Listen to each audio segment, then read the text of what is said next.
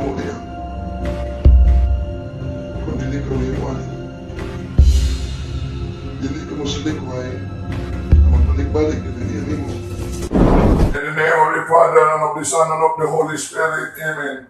In the name of Jesus of Nazareth, through His tremendous power as God, and through His most powerful and salvific name. Isang negosyante, ang mas pinili pa ang demonyo para sa paglago sa kanyang negosyo. In the name of Jesus, go depart right now and go immediately and directly to the foot of the cross of Jesus Christ and never return. At ayaw talaga niyang mag-renounce dahil ang kanyang mga kaibigang, mga engkanto ay nakatulong daw sa paglago ng kanyang negosyo.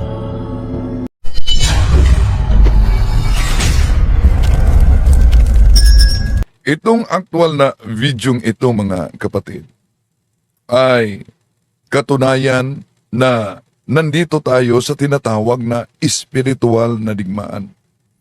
Marami man ang hindi naniniwala kaugnay sa digmaang ito. Pero maniniwala ka man o hindi, walang sino man sa atin ang makatatakas sa digmaang ito. Tandaan natin, ang unang tuntunin sa anumang digmaan ay dapat makilala mo ang iyong kalaban. Paano ka makipagdigma sa kalaban na hindi mo kilala? Ang malubha pa, paano ka makakaligtas sa digmaan kung ikaw mismo di mo alam na nandito tayo sa digmaan at nanganganib tayo sa ganitong uring ng labanan. Alam niyo, mga kapatid, ang ating mga kalaban, ang mga demonyo, kasama na ang kanyang mga sundalo na mga masasamang espiritu ay nakipagdigma sa atin, hindi lamang sa ating paligid, kundi kahit mismo sa loob sa ating sarili. Para ikontrol ang ating isipan, ang ating galaw, ang ating damdamin, at higit sa lahat, ang ating walang hanggang papatunguhan. May mga taong nagsasabi na hindi daw totoo itong digmaang ito. Pero kahit ang ating mundo ay binulag ng ating kalaban, nakapagtataka na mas pinili pa matapos dilapastangan niya ang Diyos. Grabe, pinili pa niya ang demonyo. Kaya nang tinanong, handa ka bang i-renounce ang demonyo at ang mga gawa nito at yung anting-anting mo? Ayaw talaga niya, oh. Hindi ka mo diyan. Kung dili ka uliwan, dili ka mo sa likway, naman balik-balik yung nangyari mo. In the name of the Father, and of the Son, and of the Holy Spirit, Amen. In the name of Jesus of Nazareth, through His tremendous power as God, and through His most powerful and salvific name. Napakalakas niya. Dinala siya dahil nagwawala at hindi nakikilala, pati na yung kalibin niya. In the name of Jesus, go depart right now and go immediately and directly to the foot of the cross of Jesus Christ and never return. Matapos siyang nagsuka, bumalik naman sa katinuan. Di na alam niya kung bakit nga nakapunta siya sa office, tinitingnan niya yung paligid. At bakit basang-basa siya sa holy water, di niya alam. Nagtaka siya kung bakit nakarating siya sa simbahan. Kasama ang kaniyang live-in partner. So, matagal-tagal talaga ito na process. Pinainom ko siya ng holy and exorcise oil. mainit daw. Ibig sabihin, may nagtatago pa sa kaniyang katawan. Pero nang tinanong siya, handa mo bang isurrender ang mga anting-anting mo? Di daw. Kaya umiyak ang kanyang misis. Gusto ng kanyang live-in partner na isurrender na. Ang ganitong kaso ay nangangailangan na talaga ng solemn exorcism. Hindi ito madala sa deliverance, mga kapatid. Ayaw niyang isuko ang mga anting-anting niya. Ayaw niyang mag-renounce. So itong pangyayaring ito ay maituring sana na actual grace para sa kanyang buhay. Bakit? Kung pinili mo na ang demonyo, ay di ka basta-bastang gagalawin ito. Bakit? Dahil para sa demonyo, may time naman ako pagkatapos sa mundong ito. Pero ba't nangyari sa kanyang buhay ang ganito? Dahil malaking posibilidad na pinahintulutan ito ng Diyos na mangyari sa kanyang buhay para matulungan siya na matingnan yung mga pintuan sa kanyang buhay na nabuksan. Live-in, hindi nagsisimba, busy sa negosyo, may mga anting-anting, open and third eye. Kaya sa mga ganitong klase, kailangan na talaga ang solemn exorcism sa exorcist na ito na mag-handle. Dahil di basta-basta na ito, no? Kung bagay sa sakit pa, parang kanser. Pero ayaw talaga niyang i-renounce ang kanyang anting-anting. Wala tayong magawa diyan kung ayaw niyang mag-renounce. Bakit? Tandaan natin, noong si Judas ay naposes, nasa Juan Kapitulo 13, versikulo 27, magtanong siguro kayo, bakit di pinalayas ng Panginoon ang demonyo na pumasok sa katawan ni Judas? Dahil mas pinili ni Judas ang demonyo. Ito din, kahit ramdam niya na inaatake siya, pero mas pinili niya.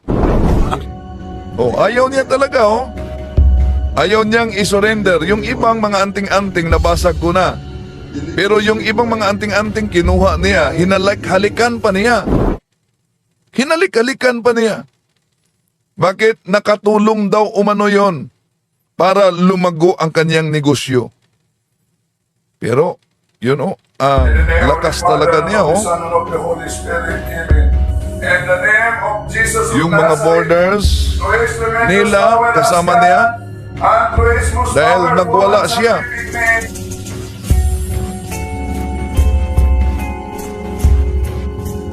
So kaya, ang process kasi dito, bigyan ng curse, confession, adoration, rosary, sacramentals, pero mamumuhay sa kabanalan.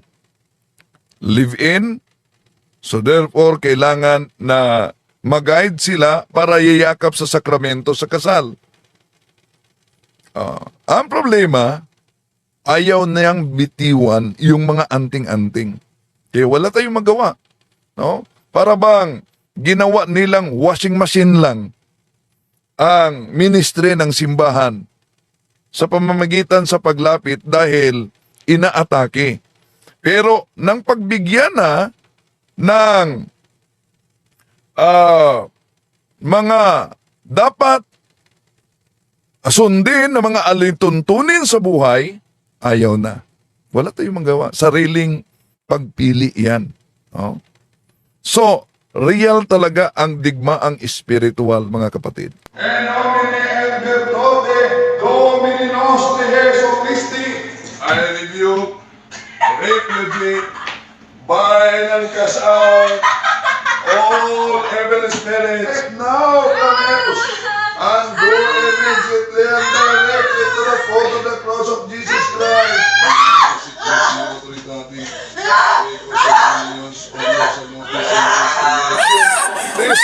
allow these spirits to reign.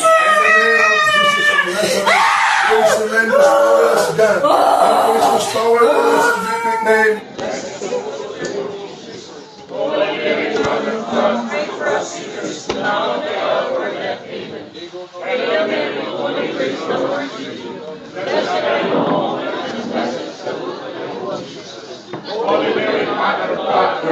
All you holy doctors, pray for us. Saint Anthony, pray for us. Saint Benedict, pray for us. Saint Dominic, pray for us. Saint Francis, pray for us. All you holy priests and Levites, pray for us. Name of Jesus, let it go right now.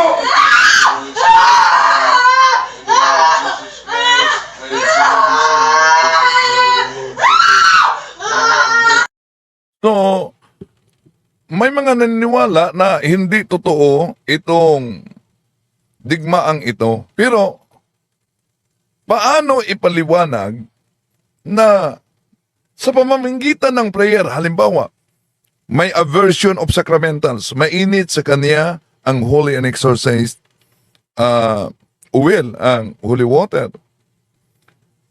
Pero sa pamamagitan ng panalangin, nagbalik normal siya. Pwede ba ang psychological sa panalangin lang magbalik normal? Balikan muna natin itong pangyayaring ito. Hindi ka mo yan. Hindi ka mo iwan. Hindi ka mo sa likuhan. Magbalik-balik yung nangyari mo. In the name of the Father, and of the Son, and of the Holy Spirit. Amen. Malakas In the talaga name siya. of Jesus of Nazareth, through His tremendous Oh, power as nagwala, God, di niya kilala and through His kahit most ang powerful and kanyang scientific kalibin. name, Di niya kilala. Wala sa kanyang sarili. Mainit ang holy water, mainit ang cross, mainit. in Ginawa ko the na lang yung name of busis sa Jesus, Lord, sisigaw niya. right now, Mainit ang uwin. and go immediately and directly to the foot of the cross of Jesus Christ, and never return. Oh, pagkatapos magsuka, ito na, nagbalik normal. Ito ba may turing psychological lang? Nasa pamamagitan ng dasal ng simbahan, prayer of deliverance ito, hindi ito exorcism ha. Nagbalik normal. Nagtaka siya kung bakit nandun siya at pinapaligiran siya sa mga ilang borders kasama ang kanyang kalibin. Nagtaka talaga siya. Kaya pinainom ko siya. Hindi ibig sabihin dahil nagnormal na, mainit pa para sa kanya. Hindi ibig sabihin dahil nagnormal na, umalis na.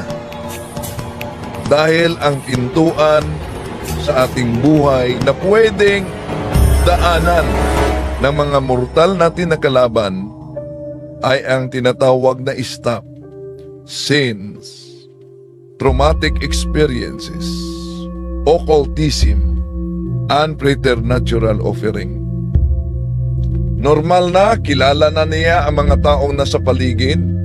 Ang kanyang live-in partner, kilala na niya. Pero ayaw talaga niya na i-renounce ang kanyang mga anting-anting, ang kanyang mga libreto. Umiyak ang kanyang misis. Sabi ng kanyang misis, "Di mo na ako nakilala sa unang pagkakataon, sinuntok mo ako. Sa matagal nating pagsasama, ngayon lang ito nangyari. Dahil di mo na ako kilala." Pero para sa kanya, nakatulong daw umano ang gabay niyang mga espiritu at ang mga anting-anting sa kanyang negosyo. Kayo, sa mga ganitong pangyayari, mas piliin ba ninyo ang mga masasamang espiritu para lang sa paglago sa negosyo? Mateo Kapitulo 4, versikulo 9. Ayon sa ating kalaban, sabi niya sa ating Panginoon, nung nangyari ang temptasyon sa ating Panginoon, "I will give all this to you if you will bow down and worship me." So kaya, delikado pala na ang pagpili sa tulad sa mga ganito ay isang uri na sa pagsimba ng demonyo. Kaya mag-ingat talaga mga mahal na kapatid. At bakit marami ito?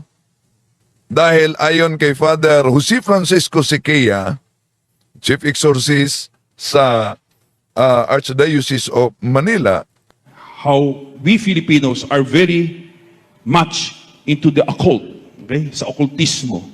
When you come into the land the Lord your God is giving you, you must not learn to imitate the practices of the pagan nations, okay? Mga paganong mga bayan.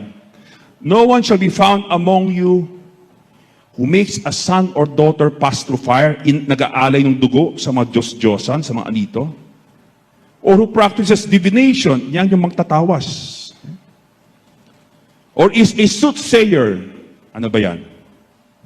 That is a manghuhula. Or is an ogre, yan yung mangkukulam. Or a sorcerer, yan yung mga mananambal. Or one who casts spells, mambabarang. Or who consults ghosts or spirits, yan yung mga espiritista. Whoever does these things is abhorrent to the Lord. And it is because of such abhorrent practices that the Lord your God is driving them out before you. But how many Catholics ay pupunta sa mga taong ganito? No? Even though Katoliko na tayo, kapag tayo sa probinsya madalas, pag nagkasakit yung isang bata, agad-agad tinatakbo sa albularyo. I remember I had a case of dalawang cases, ng 3 taon lamang na gulang, possessed na. Possessed na, 3 taong gulang. Nagtanong yung isang pare, Father, bakit na-possess ka agad yung batang-bata? Imagine mo, the child was just baptized a few years back. Kasi nung nagkasakit yung bata, agad-agad, takbo sa albularyo. Tapos gumaling, so may kumapit ang spirito, pabalik-balik. Imbes na they use prayers, the sacramentals, yung ating mga sakramento. Okay po, pabalik-balik. So, na-possess. Siguro sa isang buwan, 30 times. Almost every day pupunta sa albularyo siguro, mga ganyan. Okay? That's why we have to be very careful that we keep away from occult practitioners. Kasi kapag babalik-balik ka dyan, unti-unti bubukas yung third eye mo. Later on, makakita ka ng mga spirito. And later on, yung mga mangkukulam, sasabihin niya, Oy, may power ka, pwede kang sumama sa amin. Eh? Because yung mga mangkukulam at those who are into witchcraft or sorcery can detect sinong mga tao na may nakakapit na spirito. Okay? That's why be very careful, okay? Another thing is sin. Okay? Bakit napakaraming tao ngayon ay maraming kumakapit na spirito sa kanila? It's because para sa kanila, yung kasalanan ay hindi na kasalanan. We are desensitized to sin. Kung sinabi ng simbahan, kasalanan yan, pero, hindi naman kasalanan, lahat naman gumagawa niyan. Or, I don't believe it's a sin because, it's natural. And the sad thing is that, kahit ano pang sabihin mo, sa mata ng Diyos, ito'y isang kasalanan pa. Ito'y isang kasalanan.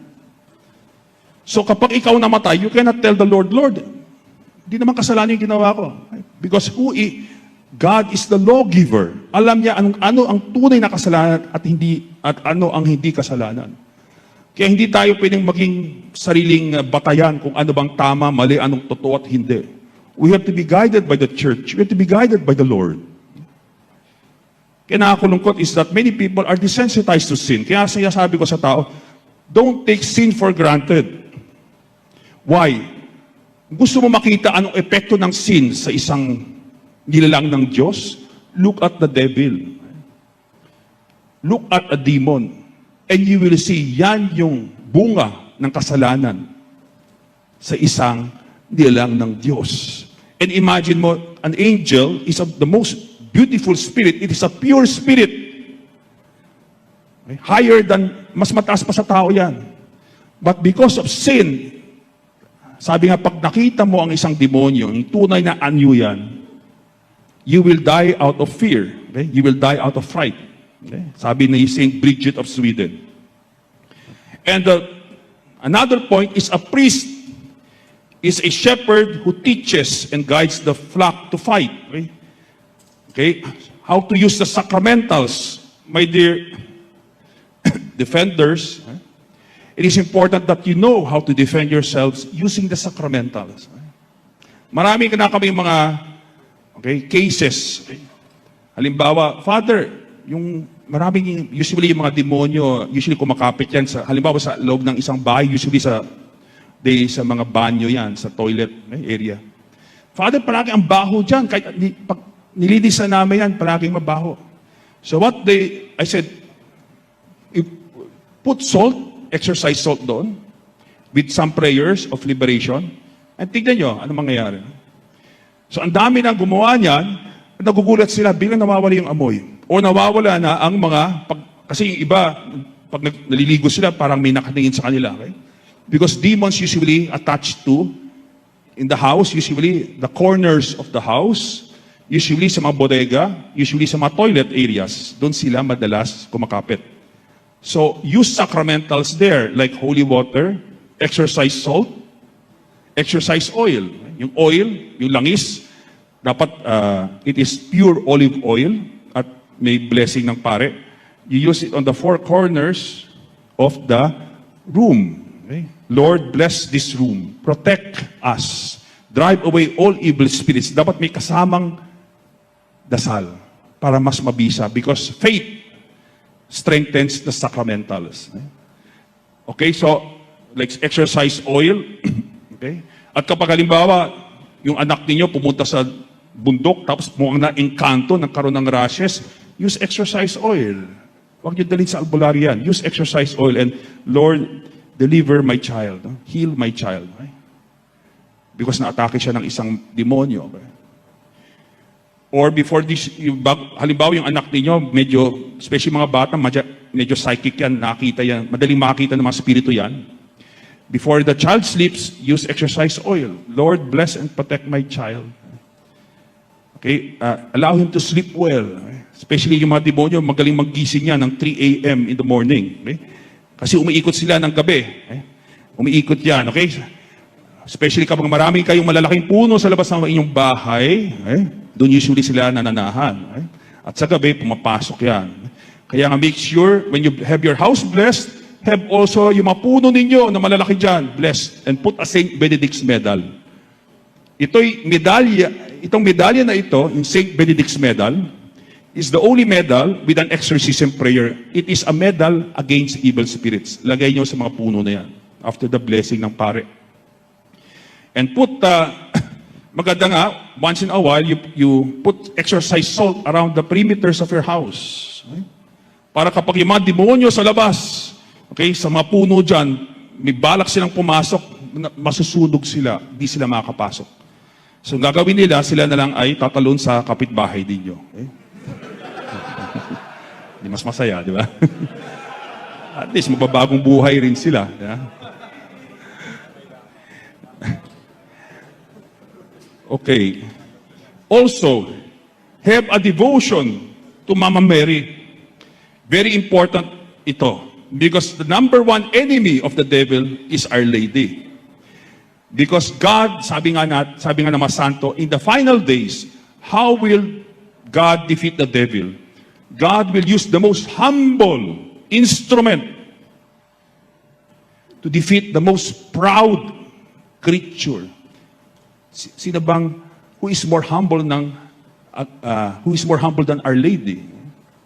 At sino mas mayabang pa sa demonyo, di ba? Kay Satanas, he's the most proud creature. So God will use Mama Mary to step on the head of Satan. That's why be very close to Mama Mary. Always call. Minsan kapag halimbawa, parang ayaw umalis yung demonyo during an exorcism session, parang ayaw umalis. We just go in one corner, we pray to Mama Mary with humility. Biglang later on, pagtingin namin sa possess, liberated na. Okay? We just make a humble prayer to Our Lady. So Mama Mary, have a devotion to her because ang ating mahal na ina, nirespeto rin niya ang ating kalayaan. Kapag wala tayong devotion sa kanya, limitado ang kanyang pwedeng gawin sa ating buhay. We have to give her permission. Also, the angels, especially Saint Michael, di ba? He is the angel of who defeated Lucifer. Okay? Sabi ni Lucifer, I will be like God. Sabi ni San Miguel, ang pangalan niya, ibig sabihin, who is like God? Sabi niya, who is like God? And he was the one who defeated Satan, who was Lucifer. Lucifer dati ang pangalan ni Satanas, no? Light bearer. At tinapon siya sa lupa, sa impyerno. Saint Raphael, the angel of healing. Kapag may sakit kayo, have a devotion to Saint Raphael. He is the angel para sa mga may sakit. If you are missionaries, Saint Gabriel, the angel of evangelization, who delivers the good news, yung ebanghelyo, have a devotion to Saint Gabriel. Okay? So remember, also your guardian angels, lahat tayo dito may guardian angel. Binibigay sa atin at the moment of, kailan binibigay sa atin yung guardian angel natin? Oh, kailan? The moment of? No, not baptism. No, not birth. Conception. That's why nga kapag inabort yung isang bata, that the angel, the guardian angel cries out to God for justice. Kaya na doon pa lang sa conception, there is already a guardian angel na kumakalinga sa kaluluwa ng batang yan. And the guardian angel, hindi siya umaalis hanggang ikaw ay nakapasok sa langit. Kung ikaw ay bumagsak sa purgatorio, your guardian angel will be there with you. He will be interceding, praying for you, consoling you, supporting you. He will be your best friend sa purgatorio.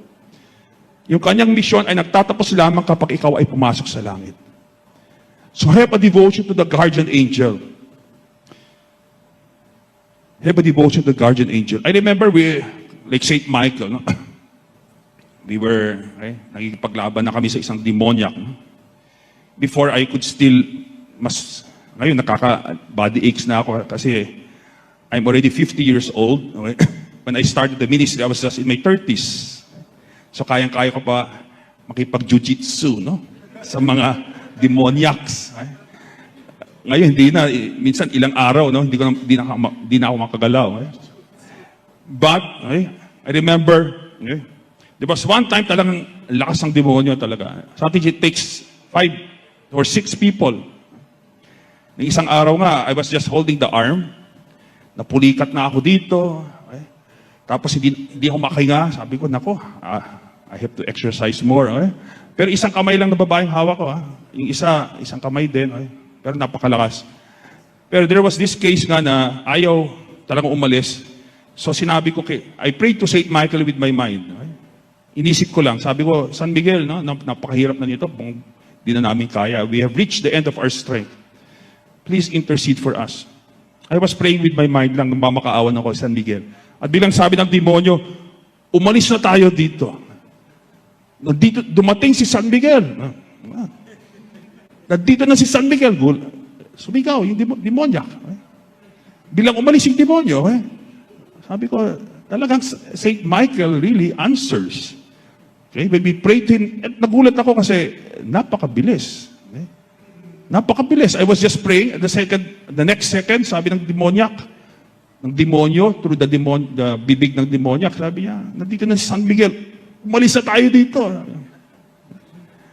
At umalis sila, na-liberate yung tao. Sabi ko, galing so that is something that we have to realize that the devil's number one enemy in heaven is also here. Di ba? Ang mga anghel na lumaban sa mga demonyo na sa langit at nagwagi, okay? Sila yung nagtagumpay, they are now fighting on this earth. They are still with us. But we should call upon them. Okay? We should call upon them. And bakit dapat di tayo natatakot sa mga demonyo? Bakit? Because how many of the angels nagrebelde? Ilan sa mga anghel ang nagrebelde? 1/3. Ilang ang mga anghel na naging tapat? 2/3. Di ba mas marami ang mga mababait at mga tapat na anghel? And not only that, the weakest angel, we can say, no, yung pinakamahinang anghel sa langit, ay mas malakas kay Satanas. Why? Because the good angel has grace. May grasya siya sa kanyang kaluluwa. Ibig sabihin, he has the power of God. Ang demonyo, meron siyang preternatural power. May lakas, may kapangyarihan siya. Yes, pure spirit siya. Purong spirito. But, pagkalaban niya ang Diyos, talo palagi siya.